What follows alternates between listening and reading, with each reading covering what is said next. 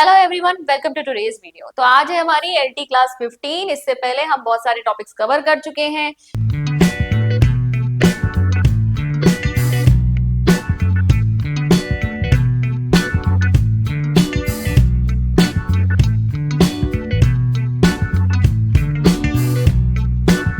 आज हम करने वाले हैं आपका MCQs on guidance and counselling. ये टॉपिक भी आपका यूनिट 2 जो आपका एकेडमिक एप्टीट्यूड का है उसमें गिवन है। तो चलिए बात करते हैं गाइडेंस एंड काउंसलिंग की और इस टॉपिक को एमसीक्यूज के माध्यम से समझने की कोशिश करेंगे। तो यहाँ पर देखिए, सबसे पहले गाइडेंस को हम हिंदी में क्या कहते हैं। गाइडेंस का मतलब होता है मार्गदर्शन, ठीक है, मार्गदर्शन कहते हैं। और काउंसलिंग को कहते हैं परामर्श। इसमें एक बेसिक सा डिफरेंस समझने की कोशिश करते हैं कि यहाँ पर जो गाइडेंस या मार्गदर्शन है वो एक जनरल एडवाइस होती है, ठीक है। आप सामान्य रूप से, कोई आपसे कुछ पूछने आ रहा है, आपके छोटे भाई बहन ही आपसे किसी बात के मामले में या किसी प्रॉब्लम में या उनको कोई डिसीजन लेना है, उसमें आपसे आपकी सलाह लेने आ गए, तो वो क्या हो गई, गाइडेंस हो गई, जनरल एडवाइस है। तो ये क्या है, आपकी गिविंग डायरेक्शन एडवाइस है, suggestion for solving general problems. लेकिन जब हम काउंसलिंग या परामर्श पर आते हैं तो यहाँ पर हम किसी व्यक्ति की स्पेसिफिक प्रॉब्लम जो कि उसके इमोशनल या उसके मनोवैज्ञानिक यानी साइकोलॉजिकल एस्पेक्ट से जुड़ी हुई है, उसको हम सॉल्व करने की कोशिश कर रहे हैं। ये नेचर में थेरेपेटिक भी हो सकती है, जैसे कि साइकियाट्रिस्ट वगैरह होते हैं, ठीक है। तो यहाँ पर जब लोग जाते हैं तो अपनी समस्याएं लेके जाते हैं, अपनी साइकोलॉजिकल प्रॉब्लम्स, अपनी इमोशनल इश्यूज लेकर जाते हैं, जहां पर उनसे बातचीत करके उसको रिजॉल्व करने की कोशिश की जाती है। एक तरीके का ट्रीटमेंट है, ठीक है। तो प्रोफेशनल थेरेपेटिक प्रोसेस है to help a person understand and resolve personal या इमोशनल इश्यूज, या तो उसके भावात्मक जो उसके कुछ समस्याएं हैं या फिर उसकी पर्सनल कुछ समस्याएं आ रही है, उसमें जो उनकी प्रॉब्लम्स को सॉल्व करने के लिए स्पेसिफिक एडवाइस दी जाती है, वो क्या हो गई, उनकी ये परामर्श हो गया, ठीक है। नेचर क्या होता है, ये ब्रॉड है, जनरल है। कोई भी आपके जो एल्डर्स हैं उससे भी आप चाहें तो मार्गदर्शन ले सकते हैं, भाई मुझे समझ में नहीं आ रहा कि मुझे क्या करना चाहिए अभी की सिचुएशन में। या आप सब्जेक्ट से रिलेटेड भी, भाई मुझे 11th में क्या सब्जेक्ट सिलेक्ट करनी चाहिए, पूछते हैं ना। आपके घर में भी कोई आपके अगर कजन्स वगैरह आ जाए बड़े और उन्होंने किसी स्पेसिफिक स्ट्रीम को चुना हो, तो आप उनसे भी एडवाइस ले लेते हैं, अच्छा भैया हम क्या सिलेक्ट करें 11th में, हमें किस प्रोफेशन में जाना चाहिए। तो एक गाइडेंस हो गई, ठीक है। फिर डीप डिटेल्ड और पर्सनल होती है। जबकि हम परामर्श में बात करेंगे तो यहाँ पर गहराई से उस व्यक्ति की समस्या में उतरना पड़ता है और समझना पड़ता है कि इस व्यक्ति को समझने में या अपने भावों को संतुलित करने में क्या दिक्कत आ रही है। फिर यहाँ पर देखेंगे, अगर हम फोकस की बात करें, केंद्र में क्या है, तो यहाँ प्रिवेंशन एंड डेवलपमेंट यानी कि रोकथाम। गलत डिसीजन से आप कहीं ना कहीं सामने वाले को बचाने की कोशिश कर रहे हैं, ठीक है, और आगे की ओर जो सही डिसीजन लेके बढ़ सके उसमें कोशिश कर रहे हैं। यहाँ पर क्योर एक तरीके का उपचार है, अपने आसपास के लोगों के साथ, सिचुएशन के साथ एक तरह का समायोजन है, समस्या समाधान यहाँ फोकस में होता है। फिर यहाँ देखेंगे स्कोप की अगर हम बात करें तो ये आपका शिक्षा के क्षेत्र में भी होता है। जैसे मैंने कहा ना, अगर आपको 11th-12th में क्या सब्जेक्ट्स लेने हैं, इसके लिए अगर आप कोई सलाह ले रहे हैं तो वो एजुकेशनल गाइडेंस हो गई। वोकेशनल गाइडेंस किस जॉब को आपको परस्यू करना चाहिए, पर्सनल एरियाज में भी ली जा सकती है अगर एक जनरल सलाह दी जा रही है। यहाँ मेनली पर्सनल हुआ, ठीक है। मुख्यतः यहाँ पर व्यक्तिगत, भावात्मक और आपके जो व्यवहारिक समस्याओं से जुड़े हुए इश्यूज होते हैं उनको ये कवर करता है। क्या कौन प्रोवाइड करेगा, ये सबसे इंपॉर्टेंट है। टीचर्स, पेरेंट्स, एल्डर्स, एक्सपर्ट्स, यहाँ सभी लोग जो है गाइडेंस तो प्रोवाइड कर सकते हैं। लेकिन अगर हम परामर्श की बात करें तो इसके लिए एक ट्रेन्ड पर्सनल रिक्वायर्ड होता है, यानी कि वो प्रशिक्षित होना चाहिए। ये जो काउंसलर्स होते हैं ट्रेन्ड होते हैं, साइकियाट्रिस्ट होते हैं, मनोविशेषज्ञ जो होते हैं, ये सब ट्रेन्ड होते हैं। इनको पता है कि सामने वाला जो एक इमोशनल प्रॉब्लम से जूझ रहा है उससे किस प्रकार से बात करनी है, कैसे डील करना है, जिससे वो आसानी से उस प्रॉब्लम से उबर सके। तो ये ट्रेन्ड पर्सनल होते हैं, ठीक है। कब इसकी आवश्यकता होती है, तो स्टूडेंट को जब जब डायरेक्शन चाहिए हो, चॉइसेस करनी हो, प्लानिंग करनी हो, तो उसमें इसकी जरूरत पड़ती है। यहाँ पर जब स्टूडेंट स्ट्रेस फेस कर रहा है, यानी कि उसे एग्जाम से रिलेटेड कोई एंजाइटी हो रही है, स्ट्रेस हो रहा है, कोई कॉन्फ्लिक्ट है, कोई इमोशनल इशू है, तब आप इसका प्रयोग करते हैं। अप्रोच में कहें अगर हम, तो अप्रोच क्या है, ये डायरेक्टिव होती है, यहाँ पर नॉन डायरेक्टिव और क्लाइंट सेंटर्ड होती है। वैसे आप अभी हम एक बार चेक करेंगे तो काउंसलिंग में आपकी डायरेक्टिव नॉन डायरेक्टिव भी आती है, ठीक है, दोनों ही आते हैं, पर मोस्टली ये है आप सीधे सीधे आप सलाह दे रहे हो ना, एडवाइस दे रहे हो। यहाँ पर प्रॉब्लम को समझने की ज्यादा कोशिश की जा रही है कि सामने वाले को समस्या क्या आ रही है और उसकी मदद आप करते हुए बढ़ो। सीधे कोई सलाह नहीं दे रहे हो, सीधे कोई ट्रीटमेंट नहीं दे रहे हो उसको, आप उससे पूछ रहे हो और पूछ पूछ के उसकी प्रॉब्लम को समझकर उसके सामने रखने की कोशिश करो ताकि वो सही सॉल्यूशन तक पहुंच पाए। तो ये एक बेसिक डिफरेंस है गाइडेंस और आपका काउंसलिंग में। अब हम बात करते हैं एमसीक्यूज की। इसके दौरान भी आपको कई सारी चीजें पता चलेंगी किस प्रकार से इस पे एमसीक्यू बनते हैं। पहला क्वेश्चन आपके सामने है, guidance is best described as, मार्गदर्शन का सर्वोत्तम अर्थ क्या है? Giving direct advice only, helping an individual to understand and solve problems, controlling students behavior या forcing decisions on learner। पे forcing तो होगा ही नहीं, किसी के ऊपर अपने जो निर्णय है वो थोपने नहीं है, स्टूडेंट के बिहेवियर को भी कंट्रोल नहीं करना है। डायरेक्ट एडवाइस तो आप दे रहे हैं लेकिन ये सिर्फ ओनली में नहीं आएगा। एक चीज जो हमारा पीछे शायद पॉइंट छूट गया, हम बात करेंगे कि जो गाइडेंस है ना, इसका स्कोप जो है वो ब्रॉड है, विस्तृत अवधारणा है ये, ठीक है। और जो काउंसलिंग है, काउंसलिंग जो है आपकी वो इसके अंतर्गत आती है।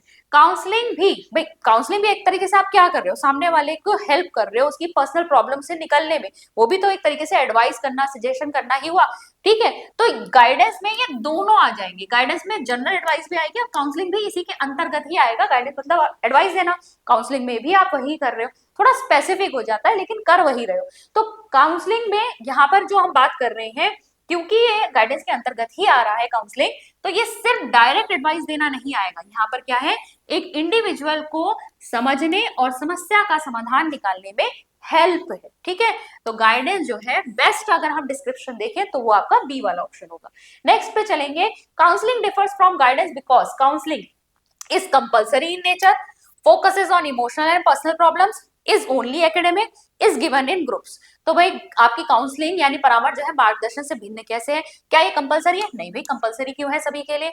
ये जिसको बस एक इमोशनल प्रॉब्लम होगी या कोई पर्सनल प्रॉब्लम होगी वो आपका इसे सीख करेगा, इसे ढूंढेगा। क्या ये एकेडमिक है सिर्फ? नहीं।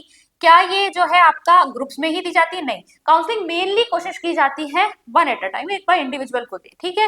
फिर करियर काउंसलिंग भी होती है लेकिन वैसे आपका मोस्टली काउंसलिंग को जो है वो थेरेपेटिक एक ट्रीटमेंट की तरह ज्यादा देखा जाता है और वो इंडिविजुअली ज्यादा प्रोवाइड किया जाता है, ठीक है। बाय द डेफिनेशन अगर आप चलोगे तो focus is on emotional and personal problem. Counselling क्या करती है? पर्सनल प्रॉब्लम्स और इमोशनल प्रॉब्लम्स के ऊपर ज्यादा फोकस करती है। क्वेश्चन नंबर 3 देखेंगे, असर्शन रीजन टाइप का क्वेश्चन है। असर्शन है आपका, counselling is a face to face process, ठीक है। काउंसलिंग क्या है? फेस टू फेस प्रोसेस है, आमने सामने की प्रक्रिया है। It helps in understanding emotional problems, ये भावात्मक समस्याओं को समझने में सहायक है। तो देखो असर्शन भी सही है, बिल्कुल मैंने कहा ना इंडिविजुअल से 1 to 1 यहाँ पर जो है एक सेशन चलता है और यहाँ पर अंडरस्टैंड करते हैं आप इमोशनल प्रॉब्लम्स को। तो ए भी सही है, आर भी सही है, तो ऑप्शन हो जाएगा both A and R are true and R explains A। Next पे चलेंगे, question number 4, which type of guidance help students in choosing careers, ठीक है। तो किस प्रकार की जो गाइडेंस या मार्गदर्शन है बच्चों को करियर चूज करने में हेल्प करता है? Educational guidance, vocational guidance, personal guidance, social guidance. तो यहाँ पर क्या है आपका, हम जब करियर चूज करने की बात कर रहे हैं तो वो क्या हो गई आपकी वोकेशनल गाइडेंस, ठीक है। देखो इसमें बहुत कंफ्यूजन आता है, अगर 11th-12th में या कहीं भी किसी भी स्ट्रीम में आपको सब्जेक्ट सेलेक्ट करने की क्वेश्चन आ रहा है कि कैसे जो एडवाइस दी जा रही है वो क्या है, तो वो एजुकेशनल गाइडेंस में आएगी अगर पढ़ाई लिखाई से संबंधित हो। अगर करियर को चूज करने की बात आ रही है तो वो वोकेशनल गाइडेंस में आ जाती है। पर्सनल आप समझते ही, अगर कोई व्यक्तिगत समस्या है बच्चे को या फिर अगर समाज में एडजस्ट करने में कहीं कोई समस्या आ रही है तो वो सोशल गाइडेंस हो गई। नेक्स्ट पे चलेंगे, non directive counselling was given by, अनिर्देशात्मक परामर्श किसने दिया है? B.F. Skinner, Pavlov, Sigmund Freud, Carl Roger. तो ये आपका दिया है कार्ल रॉजर ने। देखो अब आपकी जो काउंसलिंग होती है, काउंसलिंग, ठीक है, काउंसलिंग जो होती है आपकी वो 2 प्रकार की होती है। एक हो गई, वैसे 3 प्रकार की होती है, पहले मैं 2 बता देती हूँ आपका, डायरेक्टिव, ठीक है, निर्देशात्मक, दूसरी होती है नॉन डायरेक्टिव, ठीक है, अनिर्देशात्मक। डायरेक्टिव का मतलब क्या है, इसको हम एक और वर्ड से जानते हैं, काउंसलर, काउंसलर सेंटर्ड, ठीक है। डायरेक्टिव क्या होती है? Counsellor centre. और नॉन डायरेक्टिव होती है आपकी क्लाइंट सेंटर्ड, ठीक है। क्या होती है? Client centred. अच्छा, इसको एक और चीज कहते हैं प्रिस्क्रिप्टिव। क्या कहते हैं? प्रिस्क्रिप्टिव। अब देखो इसको समझते, काउंसलिंग में मैंने कहा आपकी निर्देशात्मक यानी डायरेक्टिव, मतलब यहां पर जो आपका काउंसलर है वो सीधे सीधे यहाँ पर ज्यादा एक्टिव है, आपसे क्वेश्चन पूछ पूछ के आपको क्या कर रहा है, सही दिशा देने की कोशिश कर रहा है और सही एडवाइस दे रहा है, यानी प्रिस्क्राइब कर रहा है। प्रिस्क्राइब करना मतलब क्या होता है, जब आप डॉक्टर के पास जाते हो आपके लिए प्रिस्क्रिप्शन लिखा जाता है कि ये दवाई लो, ये दवाई लो, आपको बताया जाता है, डॉक्टर ही बता रहा है, आप कुछ उसमें नहीं, आप बस सिम्टम्स बताओगे, फिर डॉक्टर बताएगा कि इसका इलाज कैसे होगा। सेम चीज यहाँ पर भी होती है, क्लाइंट से आपने पूछ लिया भाई ये समस्या आ रही है, फिर ये बता रहा है, जो काउंसलर है वो ज्यादा एक्टिव है, वो बता रहा है अच्छा ऐसा कीजिए, ऐसा कीजिए, ऐसा करना। तो ये प्रिस्क्रिप्टिव है, वो आपके लिए क्या बता देगा, तरीका बता देगा। काउंसलर यहाँ ज्यादा मुख्य भूमिका में होता है। नॉन डायरेक्टिव या क्लाइंट सेंटर्ड जब हम कहते हैं, नॉन डायरेक्टिव मतलब यहाँ पर क्लाइंट ज्यादा प्रमुख है, जो आपसे एडवाइस लेने आया है, जो आपसे काउंसलिंग करवाने आया है, आप उसकी प्रॉब्लम को सुन रहे हैं, आप डायरेक्टली कुछ नहीं बोल रहे हैं, आप उससे इस तरीके से क्वेश्चन पूछ रहे हैं, आप उसको दिशा देते जा रहे हैं कि हाँ अच्छा ठीक है, तो ये प्रॉब्लम आई तो क्यों आई, कैसे हुआ, अच्छा ये कैसे हुआ, वो कैसे हुआ, और आप ऐसे करते करते सामने वाले को ही अपनी प्रॉब्लम के सॉल्यूशन तक पहुंचा रहे हैं। वो खुद ही अपनी समस्या को समझते समझते, दिशा पाते पाते वो क्या कर रहा है, अपनी सॉल्यूशन तक पहुंचने की कोशिश कर रहा है। तो आप डायरेक्टली यहाँ एडवाइस नहीं दे रहे हो, यहाँ पर अपनी समस्या का समाधान खुद ढूंढने में क्लाइंट की मदद कर रहे हैं। तो ये क्लाइंट सेंटर्ड है, ठीक है। तो यहाँ पर हमने जो बात करी नॉन डायरेक्टिव की, नॉन डायरेक्टिव आपकी दी है किसने, कार्ल रॉजर ने। डायरेक्टिव काउंसलिंग आपकी दी है E.G. विलियमसन ने, ठीक है, किसने दी है, E.G. विलियमसन। और एक और जो मैंने आपको बताई, एक और होती है आपकी इक्लेक्टिक काउंसलिंग, ठीक है, कौन सी होती है, इक्लेक्टिक काउंसलिंग। इक्लेक्टिक काउंसलिंग क्या है आपकी, ये मिक्सचर होता है, मतलब कॉम्बिनेशन है डायरेक्टिव नॉन डायरेक्टिव। यहाँ पर कोई भी चीज रिस्ट्रिक्ट नहीं की जाती, यहाँ जिस तरीके से सेशन चल रहा है, काउंसलर को जो उस समय सही लग रहा है, उसे डायरेक्टिव सही लग रहा है तो डायरेक्टिव पे चला जाए, नॉन डायरेक्टिव सही लग रहा है नॉन डायरेक्टिव पे चला जाए, वो कंबाइन कर सकता है। उसको जिस तरीके से सिचुएशन आगे बढ़ती हुई दिखाई दे रही है वो वैसा करता जाएगा, इसमें कोई स्ट्रिक्ट रूल्स नहीं है कि आप इसे फॉलो करें या इसे फॉलो करें, ठीक है। तो आप कंबाइन करके सामने वाले की प्रॉब्लम को सॉल्व करते हैं। इसके साथ किसका नाम जुड़ा है, इसका नाम जुड़ा है FC थॉर्ने का। किसने दी थी, FC थॉर्ने। तो ये आप ध्यान में रखेंगे, दो तीन चीजें जो मैंने बताई। अब देखिए नेक्स्ट पे चल जाएंगे, which one is not a function of a school counsellor. तो इनमें से कौन सा एक स्कूल काउंसलर यानी विद्यालय परामर्शदाता का कार्य नहीं है। आजकल विद्यालयों में स्पेसिफिकली यहाँ पर काउंसलर्स रखने की बात की गई है, ताकि आजकल जो, क्योंकि मेंटल हेल्थ के ऊपर ज्यादा फोकस करने लग गए हैं, ये बच्चे जो हैं वो उनके मानसिक स्वास्थ्य पर ध्यान देना जरूरी है। ये जो परीक्षा के समय पे एंजाइटी बच्चों को हो जाती है, या बच्चे जो है अपने पीयर ग्रुप के साथ एडजस्ट नहीं कर रहे, इन सब चीजों से डील करने के लिए अगर जरूरत है तो प्रोफेशनल काउंसलर की भी राय ली जाए। तो यहाँ पर देखेंगे helping students in adjustment, maintaining discipline through punishment, career guidance, personal problem solving। तो देखो किसके लिए कौन सा फंक्शन नहीं है यहाँ पर एक विद्यालय परामर्शदाता का, स्टूडेंट को हेल्प करना बिल्कुल है, करियर गाइडेंस है, पर्सनल प्रॉब्लम है, लेकिन स्टूडेंट्स का लिए डिसिप्लिन क्रिएट करना वो भी पनिशमेंट के द्वारा बिल्कुल नहीं, गलत है ऑप्शन। तो ये आपका क्या हो जाएगा यहाँ पर बी। नेक्स्ट है आपका the principle of confidentiality in counselling means, परामर्श में गोपनीयता का सिद्धांत दर्शाता है।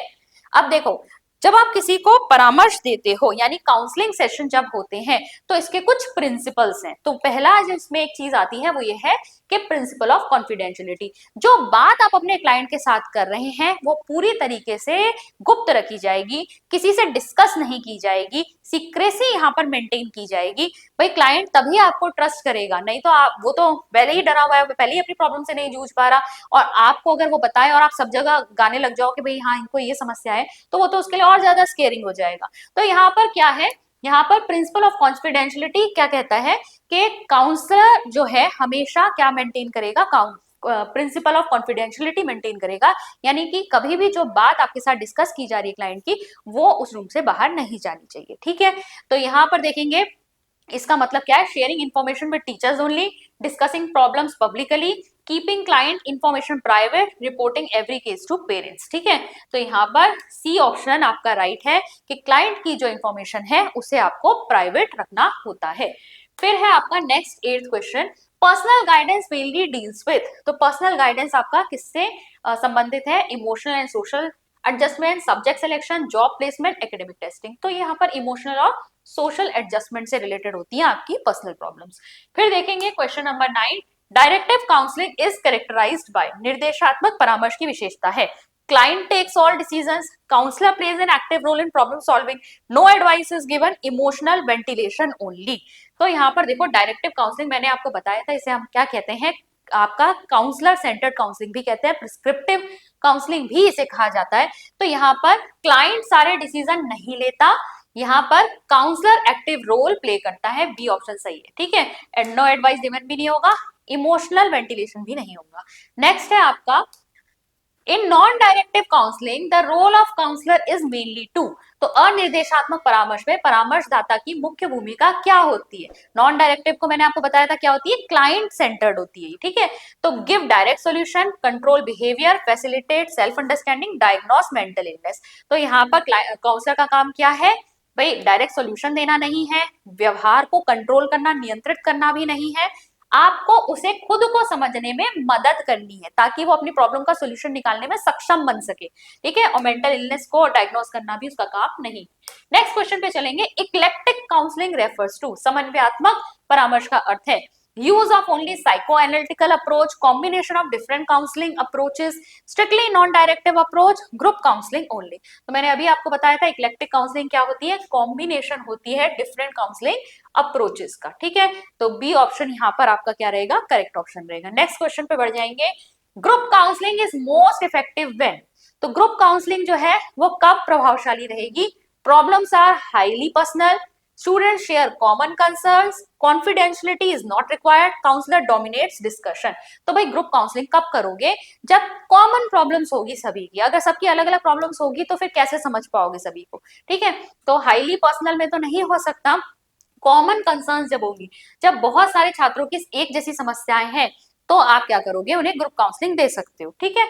फिर है आपका कॉन्फिडेंशियलिटी नॉट रिक्वायर्ड, ये भी नहीं रहेगा, ये भी नहीं रहेगा।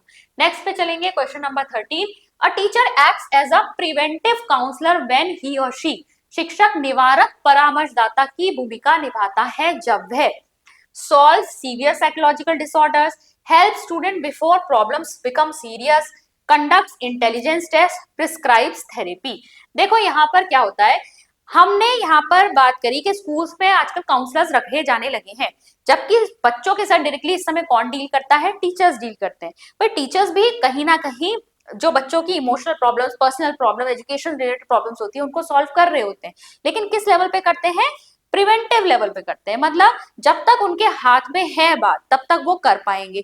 अगर उन्हें ऐसा लगता है कि नहीं यहाँ पर सीवियरिटी ज्यादा है, प्रॉब्लम बहुत अधिक है, इस बच्चे को एक प्रोफेशनल काउंसलिंग की जरूरत है, हमें इसे एक साइकियाट्रिस्ट के पास, एक प्रोफेशनल काउंसलर के पास भेजना पड़ेगा ताकि वो इससे डील कर सके, तब जो है उनको रेफर किया जाता है। अदरवाइज टीचर जो है प्रिवेंटिव काउंसलर की तरह एक्ट करती हैं, जब तक उनसे संभाला जा सकता है, भाई समस्या इतनी बड़ी नहीं है, वो गंभीर नहीं है, उसको प्रिवेंट किया जा सकता है, तब तक वो वही करेंगी। तो सीवियर साइकोलॉजिकल डिसऑर्डर के केस में नहीं, इंटेलिजेंस टेस्ट के केस में नहीं, थेरेपी तो बिल्कुल भी वो प्रिस्क्राइब नहीं कर सकते। यहाँ पर क्या रहेगा? Help student before problem become serious. जब तक प्रॉब्लम सीरियस नहीं हो रही उससे पहले पहले तक वो उसको सॉल्व करने की कोशिश करते हैं। क्वेश्चन नंबर 14 है referral role of a teacher in counselling means giving career advice, handling all cases independently, directing students to professional counsellors when needed, ignoring serious issues. तो रेफरल रोल मैंने बताया ना आपको कि जैसे जब तक टीचर के हाथ में तब तक तो वो प्रॉब्लम को सॉल्व करेगी, अगर नहीं लगता उन्हें कि भाई उनसे नहीं हो पाएगा, इसे प्रोफेशनल मदद की जरूरत है, तो वो रेफर कर देती है काउंसलर को। तो यहाँ पर रेफरल रोल में क्या हो गया? Handling, directing students to professional counsellors when needed. Question number 15 देखेंगे। assertion है teachers play an important role in student counselling, और रीजन है teachers interact with students on a daily basis. तो यहाँ पर देखो कथन भी सही है कि जो शिक्षक हैं वो छात्रों में को परामर्श देने में महत्वपूर्ण भूमिका निभाती हैं, बिल्कुल सही। जो बेसिक प्रॉब्लम्स जो वहां पर डिस्कस करनी है तो सबसे पहले तो बच्चा जो है टीचर को ही अप्रोच करता है, क्योंकि शिक्षक जो है प्रतिदिन छात्रों के साथ संवाद करती है, डेली उनके साथ इंटरेक्शन होता है, तो ये दोनों ही सही है। तो both A and R true and R explains A. फिर नेक्स्ट क्वेश्चन और लास्ट क्वेश्चन जो है हमारा आज का, उस पे चलेंगे। Which of the following should a teacher avoid while counselling students? परामर्श के दौरान शिक्षक को क्या नहीं करना चाहिए? Showing empathy, maintaining confidentiality, imposing personal values, encouraging self expression. तो भाई देखो, सारे चीजें इंपॉर्टेंट है, बिल्कुल करना चाहिए। एम्पैथी दिखानी चाहिए, सहानुभूति होनी चाहिए आपको, मेंटेनिंग बिल्कुल गोपनीयता भी आपको बनाए रखनी है, और जो बच्चा है उसको अभिव्यक्त करने की आपको फ्रीडम देनी है कि वो अपनी बात खुल के आपसे कह सके, लेकिन अपने कुछ व्यक्तिगत मूल्य उसके ऊपर नहीं थोपने, पर्सनल वैल्यूज आपको उसके ऊपर इंपोज नहीं करनी है। एक और इंपॉर्टेंट क्वेश्चन यहाँ पर आता है, देखो काउंसलिंग के ना आपके स्टेप्स भी हैं, जिस भी बुक से उसको प्रिपेयर करोगे, जहां से भी देखोगे, एक बार उसके प्रिंसिपल्स और इसके स्टेप्स को भी देख लेना। स्टेप्स में आपका रहता है कि इसमें फर्स्ट स्टेप बहुत ज्यादा पूछा जाता है कि फर्स्ट स्टेप यहाँ पर क्या होता है। सबसे पहले आपको क्लाइंट के साथ रेपो बिल्ड करना है। रेपो बिल्ड करने का मतलब क्या होता है? देखो, रेपो बिल्ड करने का मतलब है आप बच्चे के साथ पहले इस तरीके से वार्तालाप करना शुरू करो जिससे वो आपके ऊपर ट्रस्ट करने लगे। अगर वो आपके ऊपर ट्रस्ट नहीं करेगा तो वो अपनी प्रॉब्लम आपसे कहेगा ही नहीं, ठीक है। तो ये फर्स्ट स्टेप होता है कि आप क्लाइंट के साथ एक रैपो बिल्ड करिए, फिर आप धीरे धीरे उसके मतलब स्टेप्स हैं आगे कि आप कैसे उसकी प्रॉब्लम को समझते हैं, कैसे उसको सॉल्यूशन तक पहुंचाते हैं, और लास्ट में आपको वो ब्रेक करना होता है रैपो। क्योंकि यहाँ पर क्या होता है, अभी अगर मान लीजिए बात करते दौरान जो क्लाइंट है वो कहीं ना कहीं जो काउंसलर है या जो उसे परामर्श दे रहा है उसी के ऊपर डिपेंड करने लगता है कि मेरी प्रॉब्लम का सोल्यूशन तो इन्हीं के पास है, तो उसे ब्रेक करना भी बाद में बहुत जरूरी होता है कि आप जो क्लाइंट है उसको सेल्फ डिपेंडेंट बनाए कि नहीं, वो अपनी सारी प्रॉब्लम्स को सोल्यूशन खुद निकालने में सक्षम है, ठीक है। तो ये जो है आपका पूरा प्रोसेस था, पूरा क्वेश्चंस थे आपके, हमने देखे क्या क्या यहाँ से बन सकते हैं। उसके अलावा मैंने आपको टॉपिक्स में बता दिया कि आपको और क्या क्या पढ़ना चाहिए। तो अगर आपको हमारी क्लासेस अच्छी लग रही हैं तो इसको लाइक जरूर कीजिएगा और हमारे चैनल को सब्सक्राइब कर लीजिए अगर आपने अभी तक सब्सक्राइब नहीं किया। अगर स्ट्रक्चर्ड वे में हमारे साथ एलटी की प्रिपरेशन करना चाहते हैं तो आप हमारे बैच के साथ जुड़ सकते हैं। अचीवर्स ऐप पर हमारा एक बैच ऑलरेडी रन कर रहा है एलटी 2026 के लिए। अगर यहाँ पर फॉर्म आते हैं तो आपको बहुत लाभ होगा और आप पहले से ही अगर प्रिपेयर्ड होंगे। अच्छा खासा यहाँ पर सिलेबस है, इसीलिए हमने इसको पहले से ही स्टार्ट कर दिया है। साथ ही साथ हमारे इस कोर्स की वैलिडिटी 2 साल है, मतलब इन 2 साल में जब भी फॉर्म आते हैं और वो एग्जाम होता है तो आपको इसका बेनिफिट जरूर मिलेगा, क्योंकि आप 2 साल तक अपनी डेट ऑफ परचेज से 2 साल तक कंटेंट को एक्सेस कर पाएंगे, कंटेंट आपके पास ही रहेगा। अगर आप अचीवर्स ऐप को डाउनलोड करना चाहते हैं तो डाउनलोड करने का लिंक आपको नीचे डिस्क्रिप्शन बॉक्स में मिल जाएगा। इसके अलावा जो हमारे क्लासेस चल रही है इनकी फ्री पीडीएफ हमारे टेलीग्राम ग्रुप पे अवेलेबल है, तो आप चाहें तो हमारे टेलीग्राम ग्रुप से भी जुड़ सकते हैं, उसका लिंक भी आपको नीचे डिस्क्रिप्शन बॉक्स में मिल जाएगा। मैं मिलती हूँ आपसे नेक्स्ट वीडियो में। Thank you.